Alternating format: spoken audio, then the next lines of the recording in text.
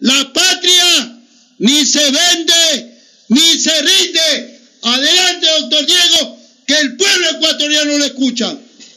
Muy buenos días, un respetuoso y cordial saludo para quienes son parte de esta importante emisora que se ha constituido pues en una trinchera de las instituciones republicanas y de las posibilidades democráticas de carácter plural para que las distintas opiniones y las corrientes ideológicas del Ecuador se expresen. Quisiéramos agradecer expresamente a su director porque es su mentalidad la que permite justamente esta apertura para todas las corrientes de opinión e ideológicas del Ecuador en esta importante emisora. Quisiéramos saludar respetuosamente a todos los colaboradores de esta emisora, así como a los compañeros, pues a Pepe, a Raúl, a Clever, a César, a Medardo, y quienes contribuyen siempre para la difusión de los criterios, las opiniones, los análisis y las respetuosas sugerencias que se hacen en torno a la realidad de nuestro querido Ecuador. Quisiéramos saludar de manera fraternal, respetuosa y comedida, como corresponde al hermano pueblo de Guayaquil, del Guayas, del litoral y del Ecuador entero. En estos días ha habido en el Ecuador información que realmente conmueve.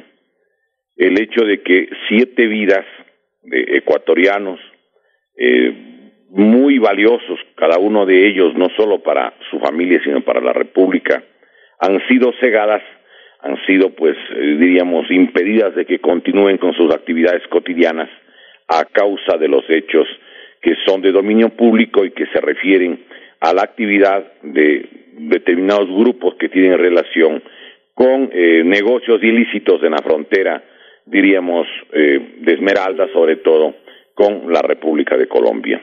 Queremos expresar nuestros sentimientos de solidaridad, nuestros sentimientos realmente humanos, pues, para efectos de que se llegue algún tipo de consuelo a sus familias, y también expresarle nuestra solidaridad al pueblo ecuatoriano. Creo que los ecuatorianos debemos todos intentar buscar las medidas más adecuadas, más sabias, más prudentes de cómo enfrentar este problema que no es solo del Ecuador y no es solo de Esmeraldas. Quisiéramos nosotros empezar el análisis recordando que esta es una actividad que trasciende a nuestro país. Hemos hecho relación alguna vez sobre quiénes son los que están atrás de este negocio, quiénes son los que han manejado y tienen el interés para que el negocio del narcotráfico se mantenga en el mundo. Yo creo que es importante que recordemos que esta política la impuso al mundo el gobierno del presidente Richard Nixon y cuando era secretario de Estado el señor Henry Kissinger en el año 1971.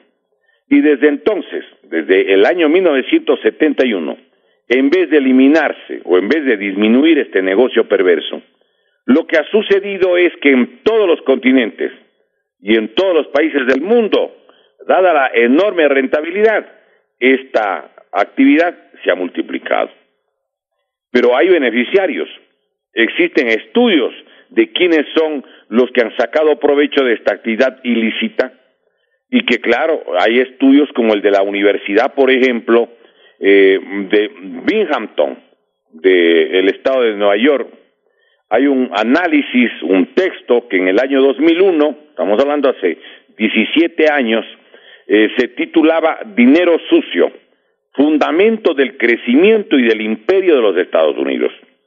Lo coordinó este equipo de investigación el profesor James Petras, un maestro emérito de la Universidad de Binghamton del estado de Nueva York y que además es profesor adjunto de la Universidad de St. Mary's de Nueva Escocia de Canadá. El soporte para este libro, para este texto, para este análisis, se lo hizo con los informes del Congreso de los Estados Unidos. Allí se acudió a los informes de exbanqueros y algunos expertos financieros internacionales.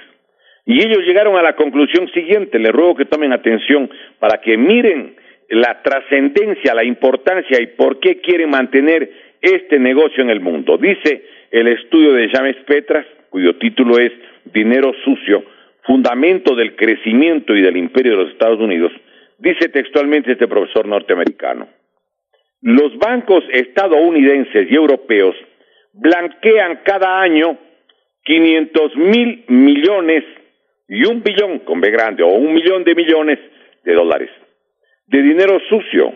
Esto es dinero blanqueado de origen delictivo y corrupto, suma de la cual la mitad corresponde a los bancos estadounidenses.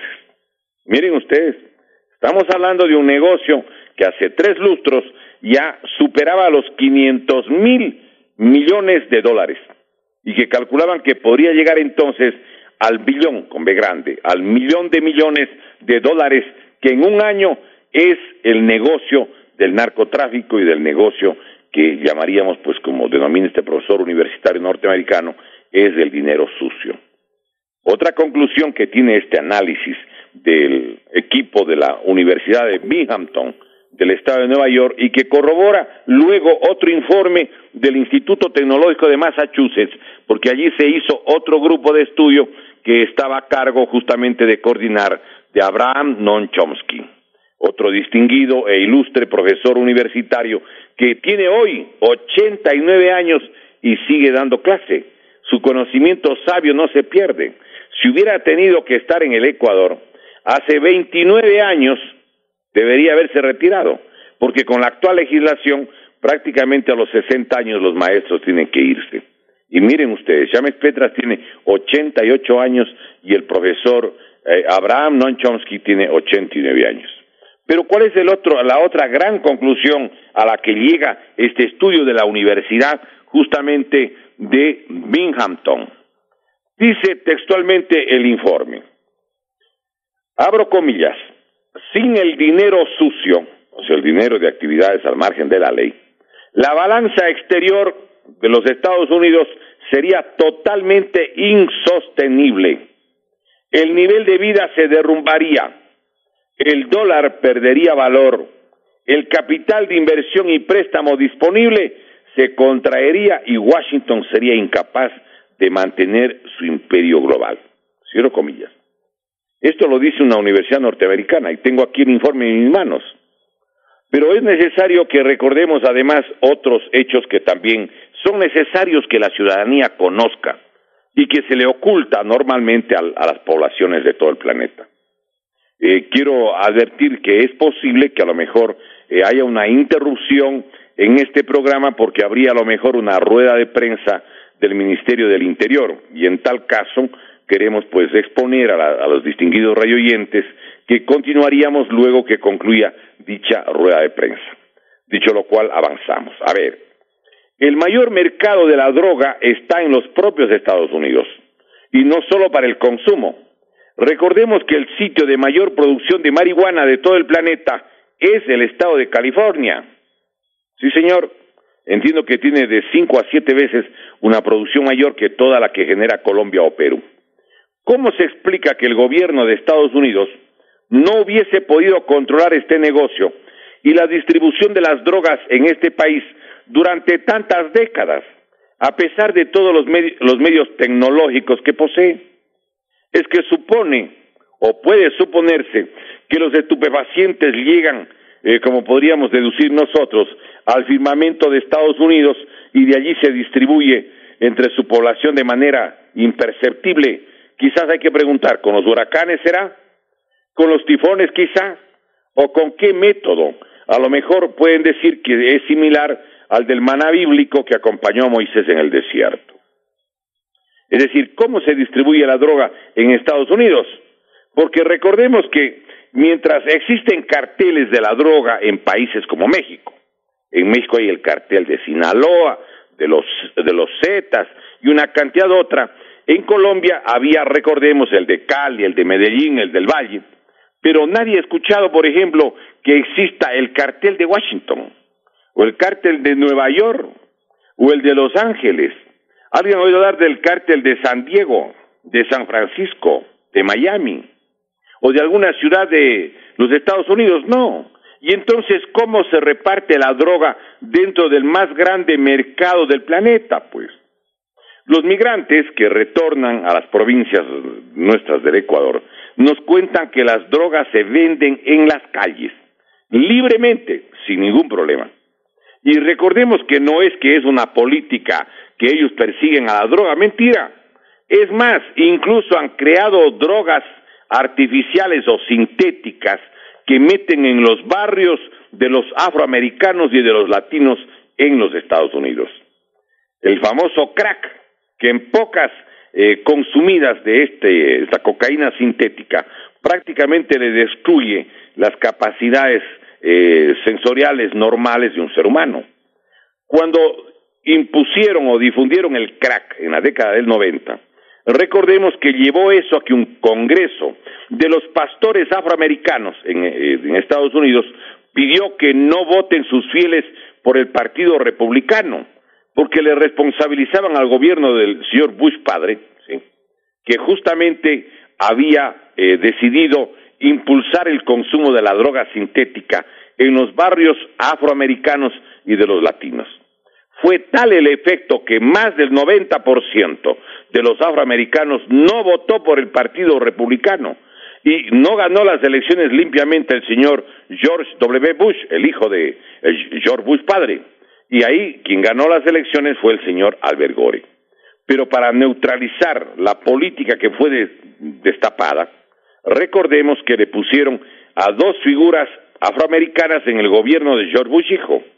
Al general Colin Powell le pusieron de secretario de Estado, o lo que es Cancillería, y de jefa de Seguridad Nacional a la señora Condoleezza Rice. Entonces, aquí debemos nosotros reparar, en primer lugar, que esta es una política de carácter mundial, donde es muy difícil que se le pueda extirpar fácilmente, porque además hay un hecho. Una parte de ese dinero se queda a veces en los países. Por ejemplo, ¿quién no sabe la participación de que ese dinero, una parte cuando menos, se dedica a la construcción, al fomento de la industria, a la inversión en sectores agrícolas, a inversión en la agroindustria y en otras actividades? Entonces, esos hechos no son casuales. En la propia República de Colombia existen varios candidatos, varios partidos políticos y varios gobernantes que han sido acusados de tener nexos con esta actividad ilícita. Recordemos que el propio señor Pablo Escobar fue diputado o representante alterno en Colombia. Él estuvo elegido y fue elegido miembro del Congreso de Colombia. Existen otras personas que también han sido acusadas. Sí, señores. Recordemos que el señor Ernesto Samper, estando de presidente de los Estados de Colombia, a él le quitaron la visa porque dijeron que su campaña había sido financiada por estas personas que hacen actividad al margen de la ley. En nuestro país, vale la pena señalar, sí, no es que ha habido una política inocente, no. En nuestro país ha habido una política absolutamente dirigida y orientada para favorecer el desarrollo, el consumo, llamaríamos el fortalecimiento de estas actividades al margen de la ley. Alguien puede decir, y se puede probar, pero por supuesto, le podemos probar y le podemos decir con santo y seña cómo, de qué manera en nuestro país, en el Ecuador, hubo políticas que patrocinaron y fomentaron el comercio y el consumo masivo de las drogas. Alguien puede decir entonces, a ver, precise, y lo vamos a precisar, por supuesto. No podemos nosotros hacer una afirmación sin sustento. Miren, en el Ecuador, por ejemplo, a petición del presidente Rafael Correa, se aprobó un indulto en la Asamblea Nacional de Montecristi, en la ciudad de Alfaro, el 4 de julio del 2008, y que está publicado en el suplemento del registro oficial número 378 del jueves 10 de julio del 2008, con el título, ese es el título de la resolución, es Resolución para el indulto de las personas que transporten pequeñas cantidades de sustancias psicotrópicas y estupefacientes. Ese es el nombre. Tengo aquí el registro oficial 378 del jueves 10 de julio del 2008. Y bueno, ¿quiénes se beneficiaron de este indulto? 2.241 personas que habían vendido, sí, droga, hasta 2.000 gramos, es decir, 2 kilogramos. Y claro, hay que preguntar a quiénes iban a servir quienes salían, pues, o tenían esa actividad. ¿Iba a ser o no mano de obra para la distribución masiva, para ir a las escuelas, a los colegios, a todos sitios para fomentar esta actividad? Y quiero recordar, y tengo aquí en mis manos, miren lo que dice la primera disposición general. Tiene la siguiente advertencia. Abro comillas. Para los casos de indulto, el retardo de los jueces o magistrados en el cumplimiento de esta resolución será causal de destitución de los mismos por parte del Consejo de la Judicatura o del Pleno de la Corte Suprema de Justicia, sin perjuicio de las acciones penales, civiles y administrativas en contra de los magistrados, jueces, autoridades administrativas o policiales que no cumplan con el procedimiento y con la orden de excarcelación. El propio, cierro comillas, el Consejo de la Judicatura, que es aludida en esta resolución, estableció que este indulto que aprobó la Asamblea Nacional a petición de Rafael Correa permitió la salida de 2.241 personas que estaban presos por haber negociado hasta 2.000 gramos o 2 kilogramos de cocaína, heroína, cualquier droga. Muy bien, esa es un primer documento. Hay otras formas que les podemos demostrar cómo actuaron. En el país se expidió, en el gobierno de Rafael Correa, a petición de él, el Código Orgánico Integral Penal, que entiendo que habrá tenido pues de la asesoría de la Secretaría General Jurídica, que la dirigía el señor doctor Alexis Mera Giler, pues él era el secretario jurídico, era economista Rafael Correa, y que está vigente desde el día 10 de agosto del 2014. Está publicado con 6 meses de antelación en el suplemento del registro oficial 180 del 10 de febrero del 2014. Allí bajaron las penas para quienes estén vinculados al narcotráfico, mientras la ley, así se llamaba, Ley de Sustancias Estupefacientes y Psicotrópicas, publicada en el registro oficial 523 del 17 de septiembre de 1990 y luego de impresa como ley codificada con sus reformas en el suplemento del registro oficial 490 del 17 de diciembre del 2004, determinaba penas de hasta 16 años. Pueden ver el artículo 60 y 61 de la Ley de Sustancias Estupefacientes y Psicotrópicas. Vean el artículo 60 y 61, ahí están 16 años de prisión.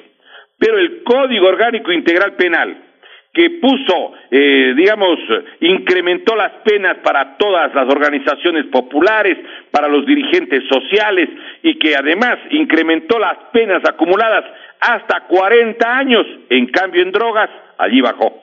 Ahí puso de 10 a 13 años para el tráfico a gran escala, es el tope.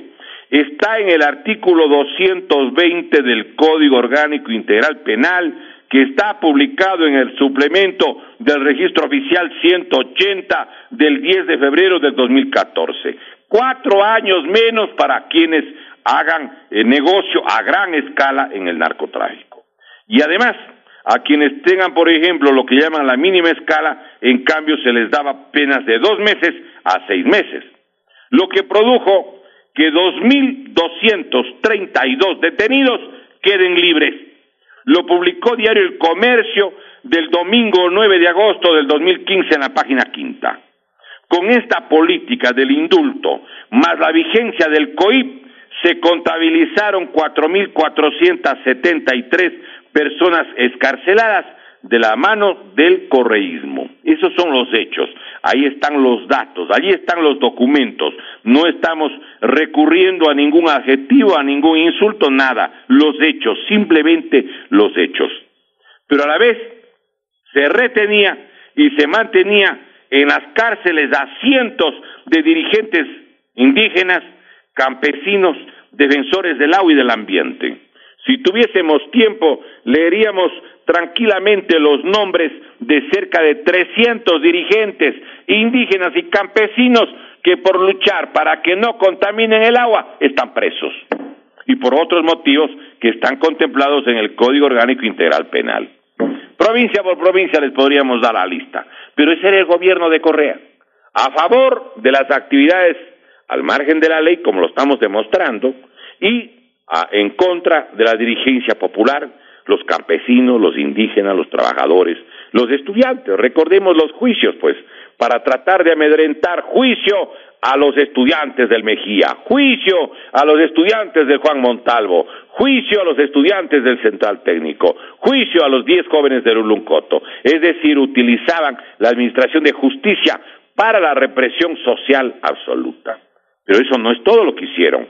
Recordemos que para dejar la presidencia en mayo del 2017, el presidente Correa sacó de las cárceles a 3,000 detenidos más, 3,000 más. Yo les hacía relación en algún programa anterior de cómo el columnista de Diario Expreso, el doctor Francisco Cuesta Safari, el día lunes 5 de junio del 2017, en la página 9, ilustraba los efectos previstos con esta decisión de despedida del presidente Correa. Decía Francisco Cuesta Safari textualmente, tengo aquí el recorte, está en la página 9, lunes 5 de junio del 2017, Diario Expreso. Abro comillas. Correa se despide de su amado Carondelet, dejando en él su fantasmal imagen. Una dolencia en la que pocos creen no le impidió decretar indultos cual lacerantes despedidas. Mientras Moreno anunciaba luchar sin cuartel, reprimiendo y buscando sancionar a los responsables del microtráfico, Correa liberaba centenares o quizá miles de mulas o transportadores de droga. Entonces aquí nosotros tenemos, como les decía en algún programa, el señor expresidente era una persona que no caía en cuenta lo que hacía o absolutamente era consciente de lo que hacía. Él era inocente, era una persona candorosa, despistada, que no sabía lo que hacía y cuáles eran las consecuencias de las medidas que tomaba. No, pues, él sabía a la perfección lo que estaba haciendo. Miren, en el gobierno del economista Correa, ¿sí?, se publicaron en el registro oficial, en el segundo suplemento del registro oficial 288, del lunes 14 de julio del 2014, las llamadas, entre comillas, tablas de cantidades de sustancias estupefacientes y psicotrópicas para sancionar el tráfico ilícito de mínima, mediana, alta y gran escala. Esta resolución la tomó el Consejo Nacional del Control de Sustancias Estupefacientes y Psicotrópicas, pero a petición del gobierno. No es que yo no tomé la decisión, no, todos eran funcionarios del gobierno del presidente Correa, y si le desobedecían quedaban fuera. En dichas tablas, ahí están las cantidades con las cuales en gramos de carga pueden ser consideradas sustancias de uso o consumo personal. Por ejemplo, estupefacientes como heroína, pasta de cocaína, clorhidrato de cocaína, puede alguien llevar hasta 2 gramos, no pasa nada, voy con la balanza, asoma un policía y digo, aguante señor, son menos de 2 gramos o son 2 gramos. Y si es marihuana, 10 gramos. En gramaje que puede oscilar, eso es las tablas que se publican, entre 1 a 10,000 gramos. También constan en gramos las sustancias psicotrópicas, desde la escala mínima, mediana, alta y a gran escala, donde constan en forma específica las anfetaminas, la metilendioxifenatilamina y hasta el éxtasis, todos.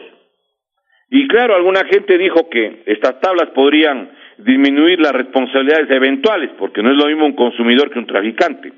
Pero en los hechos presentaba ¿qué cosa? Que alguien podía ir con 2 gramos y hacer 10 viajes, o 20 viajes, o 30 viajes, o 50 viajes, mientras no exceda de 2 gramos cada viaje, no había problema, pues. Y entonces podían estar con esa cantidad, por ejemplo, en las puertas de los colegios, en todo lado.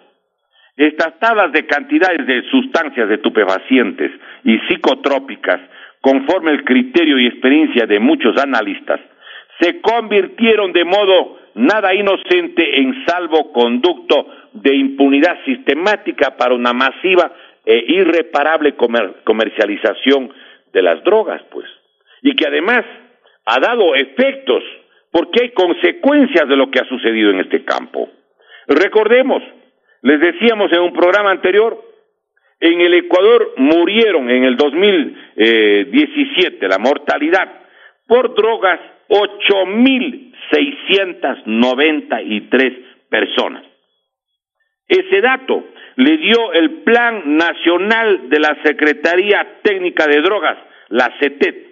Está publicada en Diario Expreso de Guayaquil del domingo 25 de febrero del 2018 en la página 12.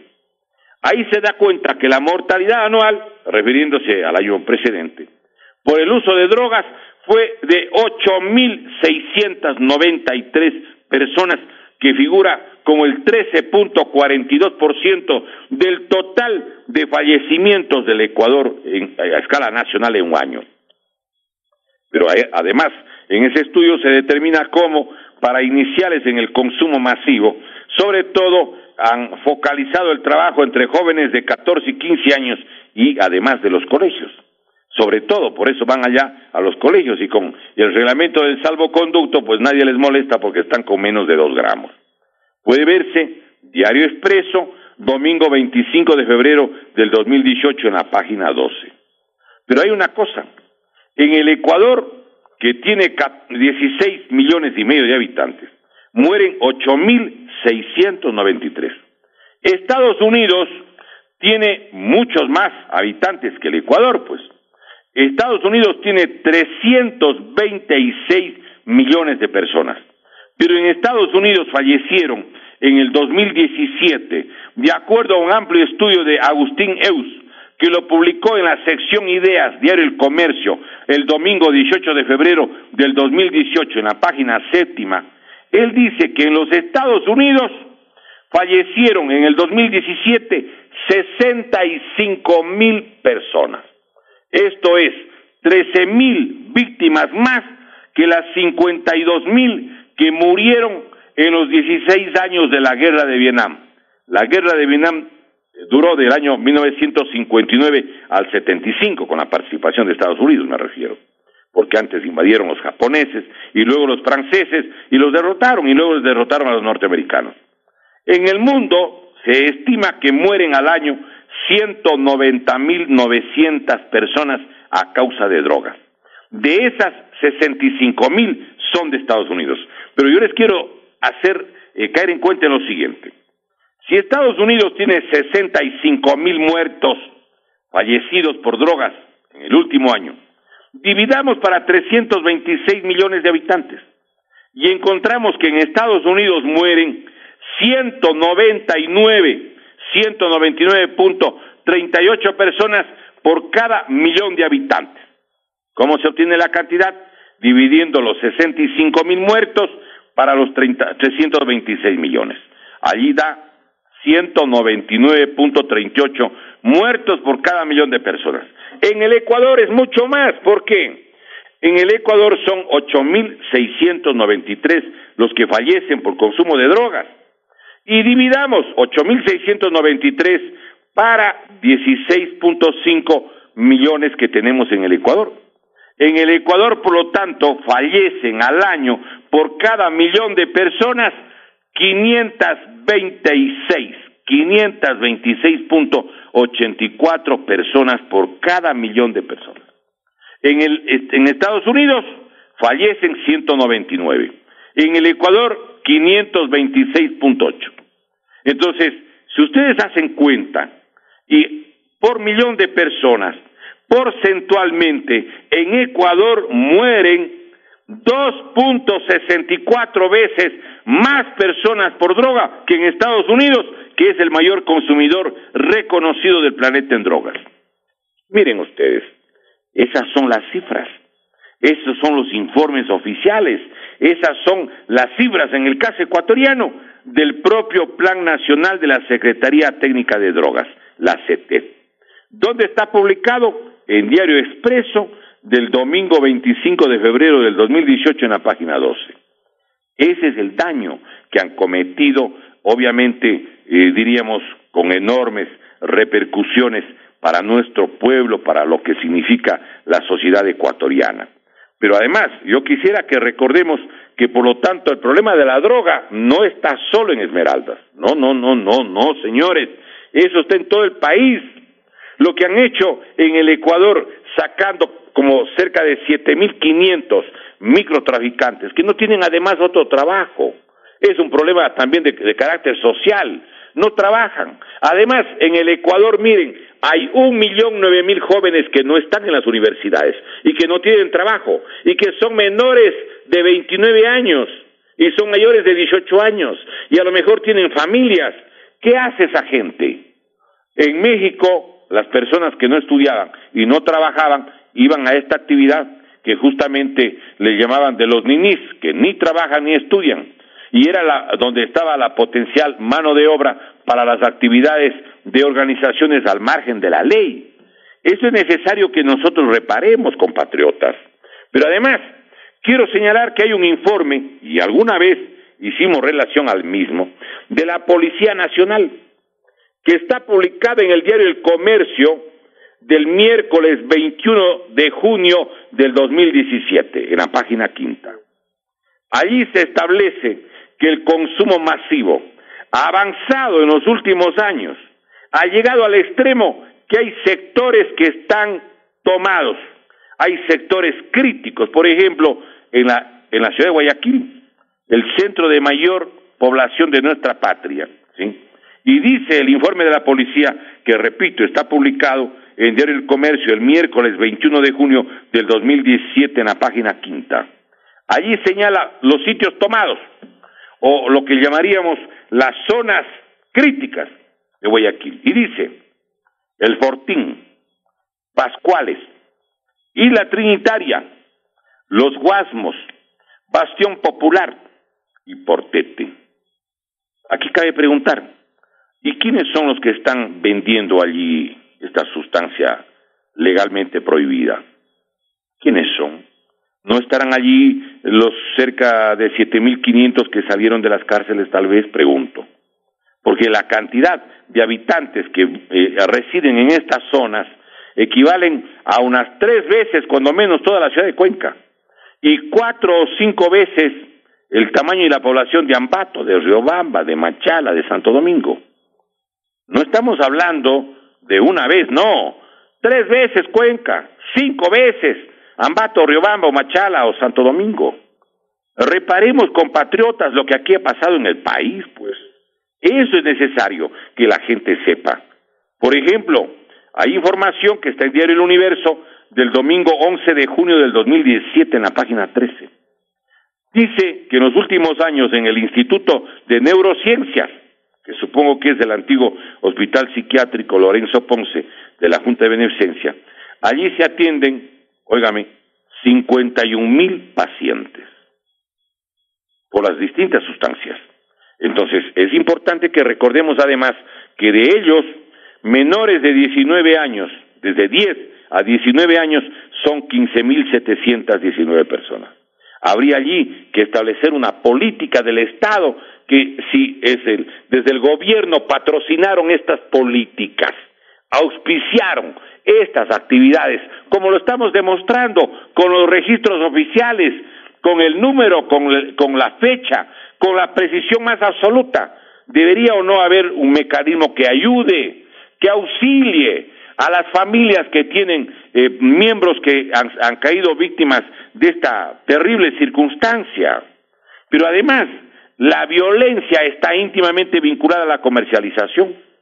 Hay un informe de un oficial de la Policía Nacional, Germán Ceballos, que es el jefe de la zona 8 de la DINASET.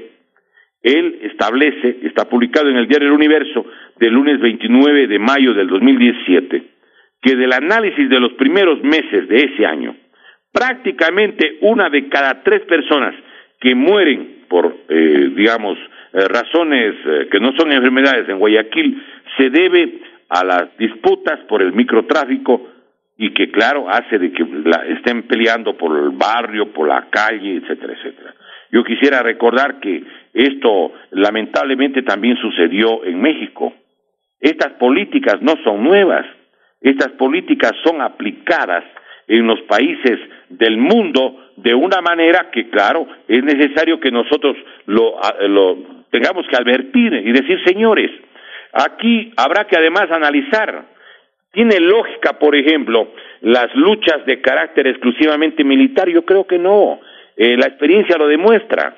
En Colombia están luchando más de 40 años contra los grupos vinculados a estas actividades y no han podido derrotarles. Quiero recordar que en México, uno de los grupos que tiene a su cargo la comercialización interna es el de los Zetas, pero los Zetas era el grupo de élite de las Fuerzas Armadas de México. Entonces, las cosas tienen que ser adecuadamente indicadas, precisadas, señaladas, porque además, yo quiero recordar algo, cuando existe una inadecuada política para tratar este problema que también tiene ribetes sociales, es necesario tomar en cuenta muchos aspectos. En México, quiero recordar, hay un informe que dio un instituto que justamente se refiere a los estudios estratégicos. Hay un experto que es Antonio Sampaio, que él publicó en el mes de mayo del 2017 un informe sobre lo que ha pasado en México. Y resulta que México es el segundo país más violento del planeta. ¿Saben ustedes cuántas personas fallecieron en el año 2016 en México solamente por la violencia interna? Llamémosle por homicidios intencionales. Fallecieron 23,000 personas. El único país del mundo que tenía un mayor número de muertos fue Siria. Pero Siria estaba en una guerra civil, pues. Por eso Siria tuvo cerca de 60,000 muertos. Pero México tuvo 23,000 muertos en el año 2016. Y el informe allí dice que lo que está sucediendo en México es una secuela, o diríamos que el origen de semejante violencia se remonta a la decisión del presidente Felipe Calderón Hinojosa de declarar en diciembre del 2006 la guerra al narcotráfico e implicar al Ejército de México en ella. El conflicto resultante, dice, trajo no solo las muertes, sino la miseria en muchos estados de México. Lo publicó este informe, hay un informe amplio, sí, de este instituto que vale la pena recordar, desde el Instituto de Estudios Estratégicos. Por las siglas en inglés es 2IS, II y SS, Instituto Estratégico de Defensa y de Conflictos, que tiene la sede en Londres.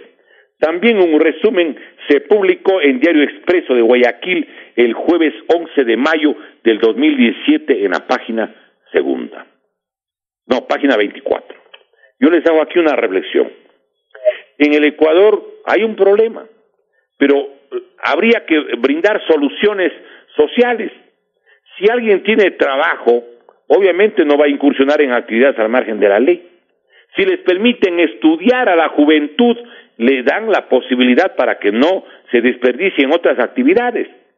Yo quiero recordar que en el Ecuador el gobierno anterior, el gobierno del presidente Correa, con exámenes tramposos, porque son tramposos los exámenes para ingresar a las universidades, dejaron fuera con maña 1,009,000 jóvenes menores de 29 años y mayores de 18.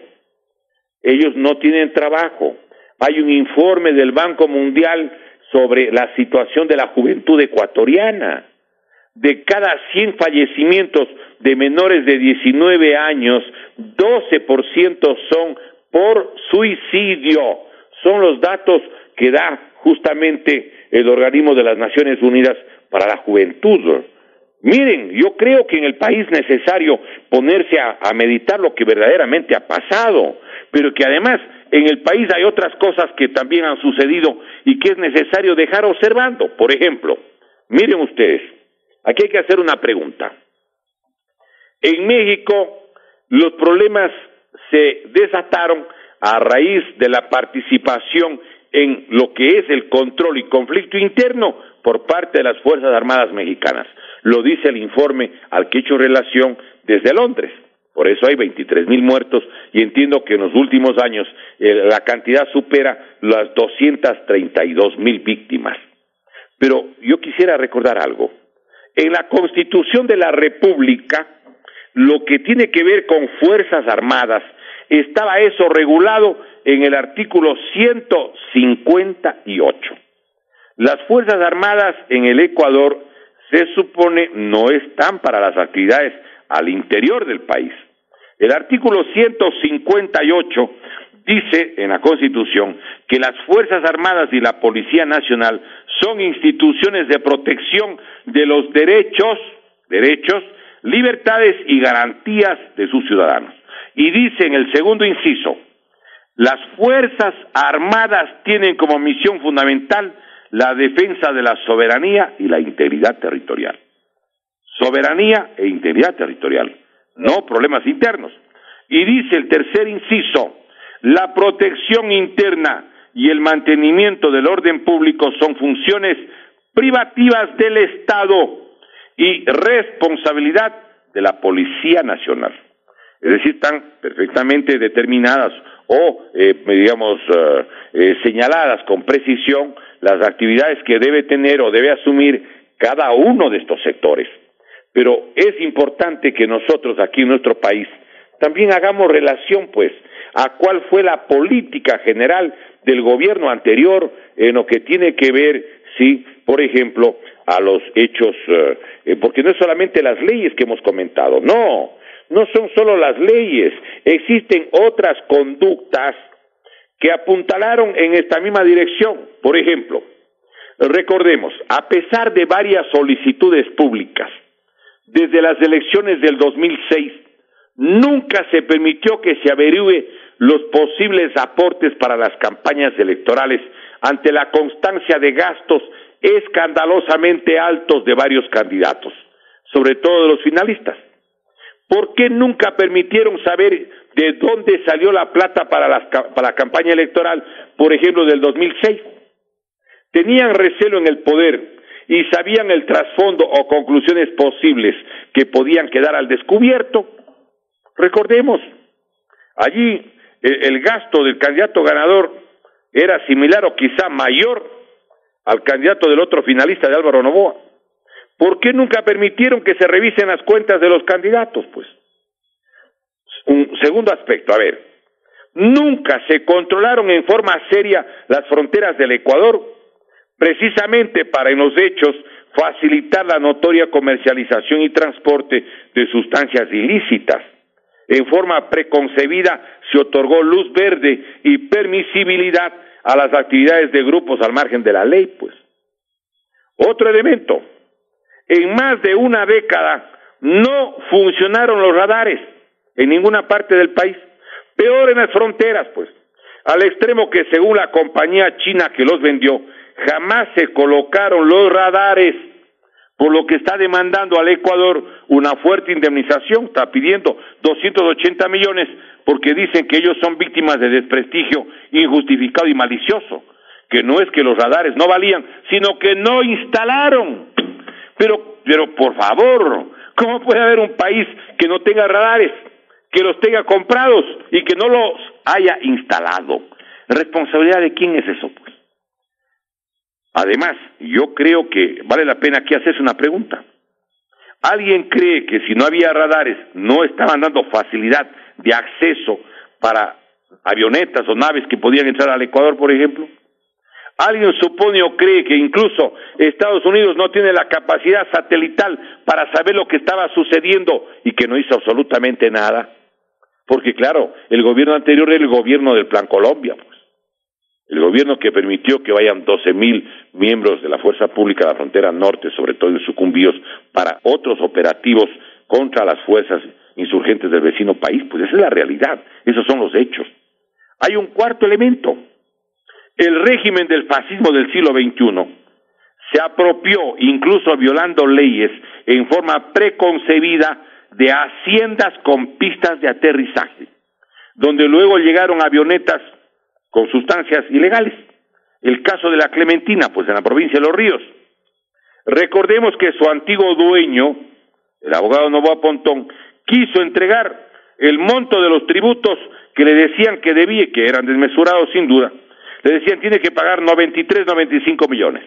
Llevaron el cheque para pagar, para liberar la Clementina, lo que no aceptó el régimen de Correa. No aceptó las autoridades, recuerden ustedes, de tributación, porque no querían perder la hacienda, como así sucedió, Y luego recuerden que encontraron vuelos de avionetas a la pista de esa propiedad, pues. Hay un quinto aspecto que vale la pena señalar. ¿Cómo entender que llegaban al Ecuador avionetas sin tripulación? Pues, porque los pilotos se habían escapado, se habían evaporado, solo aparecía la avioneta. Y entonces, ¿quién manejaba? ¿Quién transportaba las decenas de toneladas tanto hacia el Ecuador para desde aquí llevar sobre todo a México, pues? ¿Alguien cree que venían manejando las avionetas una legión de ángeles? ¿O eran arcángeles? ¿O vinieron en las alas de las almitas del purgatorio?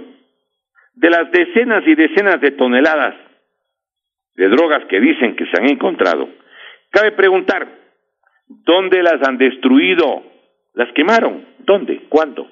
¿Quién vio? ¿En qué sitio? Porque eso no se sabe. Y si quemaron, si alguien vio, si acaso eso sucedió, ¿cómo se sabe que no era maicena o harina de maíz o cualquier otra sustancia? A ver, no existían constancias, las leyes no funcionaban.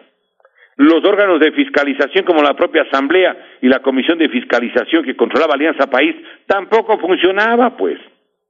Hay un sexto elemento. Mientras en 14 países de la región existen normas para disparar a naves de transporte dudoso, que se niegan a acatar las órdenes de autoridades aéreas de control, en el Ecuador nunca se aceptó esta posibilidad, a pesar que la mayoría legislativa tenía Alianza País y que a los asambleístas de Alianza País les manejaba a gusto el presidente Correa. Pues. Claro. Entonces aquí cabe hacer además una pequeña reflexión. Recuerden ustedes que cuando había minería ilegal, dinamitaban o no las retroexcavadoras, utilizando la fuerza pública además. ¿Sí? ¿Y qué pasó con los submarinos que encontraron pues también en algunas partes? ¿Qué pasó? ¿Dónde están? ¿Quién tiene? A otra cosa adicional, toda esa legislación a la que hemos hecho relación pues a la direccionalidad para favorecer a quienes estaban en el negocio, los cerca de 7,000 ciudadanos que salieron pues de las cárceles gracias a los indultos patrocinados por el presidente Correa.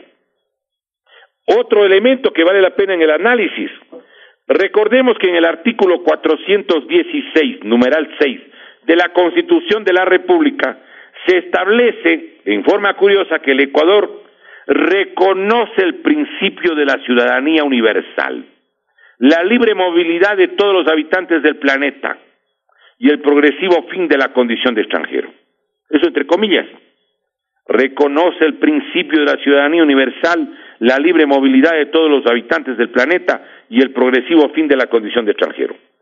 Esta prescripción no, me parece a mí que no era nada inocente, pues. Permitía libre ingreso de cualquier persona de cualquier parte del planeta, pues.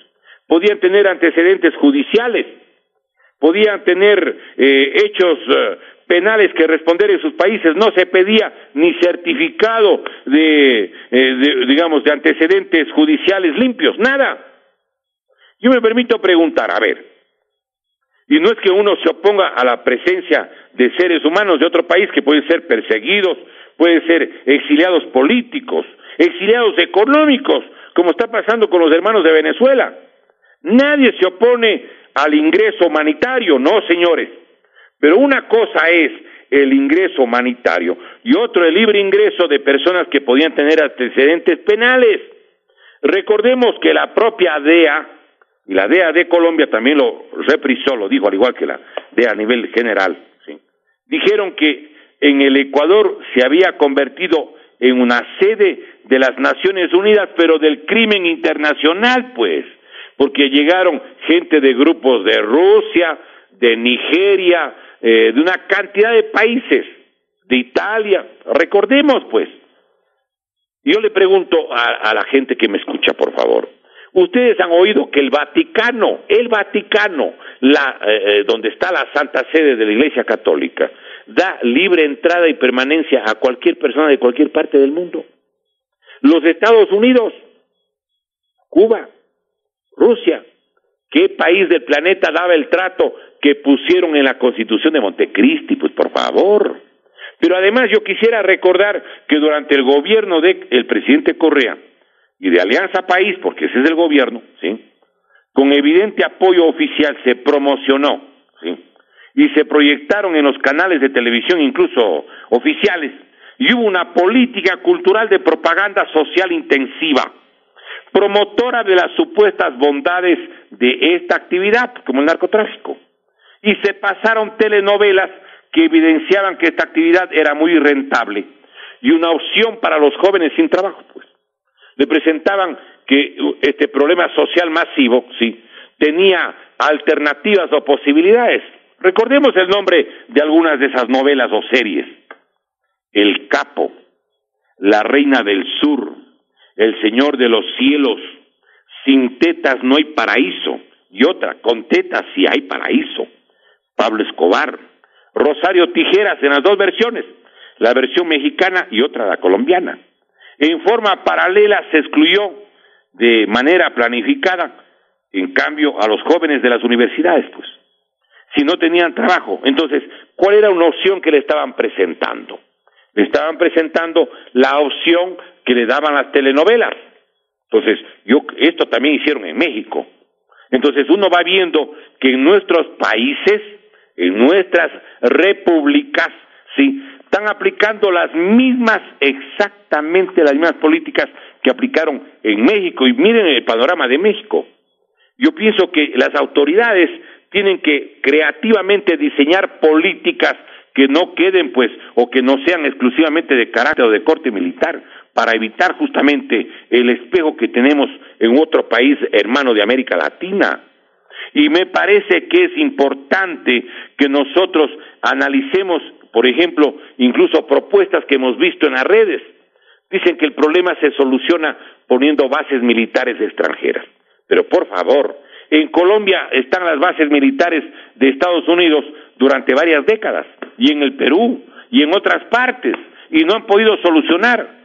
Pero además hay que preguntar aquí, si el principal promotor o favorecido o beneficiario de las actividades al margen de la ley es la banca y los grupos financieros del mundo, hay que preguntar si la más grande beneficiaria es la banca norteamericana, que maneja Estados Unidos, al sector civil y al sector militar de Estados Unidos. ¿Podemos confiar que ellos van a colaborar?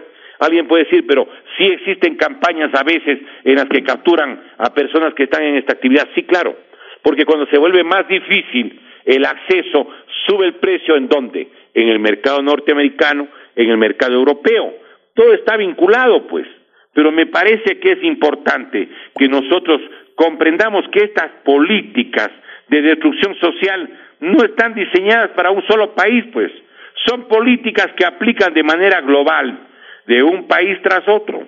Para eso ponen con fraude gobiernos títeres, que son alfiles, peones de estas políticas.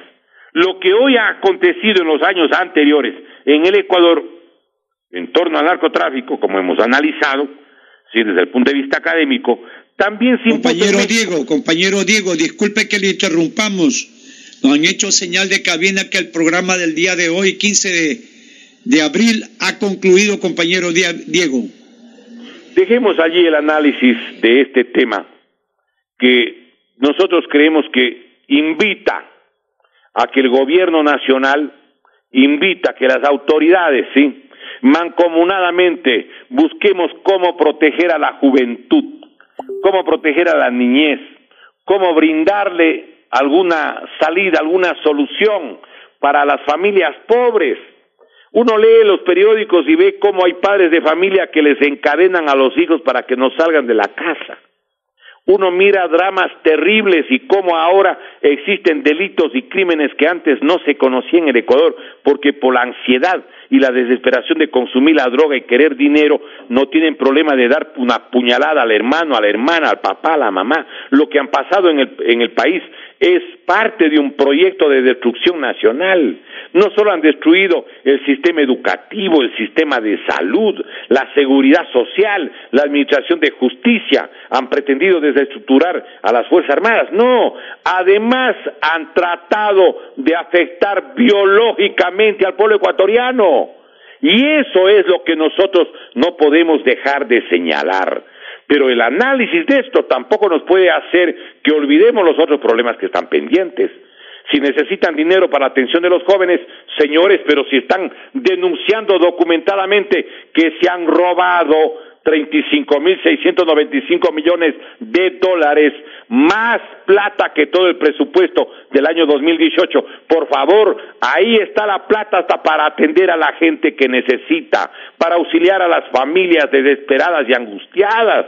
Por favor, no nos pretendan hacernos olvidar de la plata que se han robado. Y no nos pretendan tampoco hacernos olvidar que se comprometieron a pedir la solidaridad de un equipo de asesoramiento técnico de las Naciones Unidas en la lucha contra la corrupción. Lamentamos lo que ha pasado en nuestra patria. Nuestra plena solidaridad con la familia de los 7 ecuatorianos fallecidos, 4 de ellos de las Fuerzas Armadas y 3 del diario El Comercio.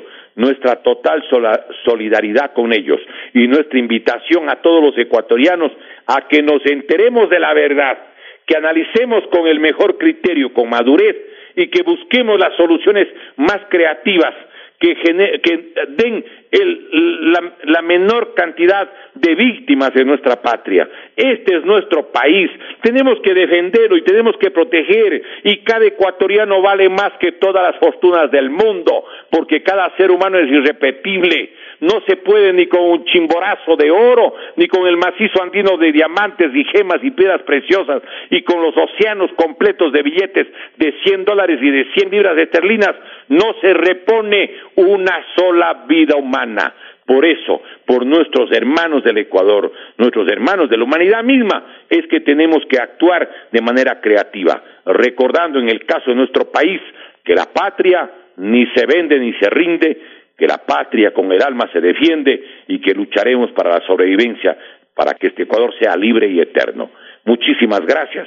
Dios mediante seguiremos en el análisis de la realidad de nuestro querido Ecuador el próximo domingo. Muy amable al señor director y a los miembros de este medio de comunicación y a los distinguidos compatriotas que nos acompañan con su audición los días domingos. Muy amables, muchas gracias. Buenos días. Las opiniones y comentarios emitidos en este programa son de absoluta responsabilidad de quien los emite. Métale a la marcha, métale al tambor, métale que traigo un pueblo en mi voz. El pensamiento bolivariano es libre, sin injerencias y sin imposiciones. Llegamos al análisis del acontecer político de nuestra realidad nacional. Escuche Tribuna Socialista Bolivariana todos los domingos a las 10 de la mañana por Morena 640 en amplitud modulada estéreo. Métale a la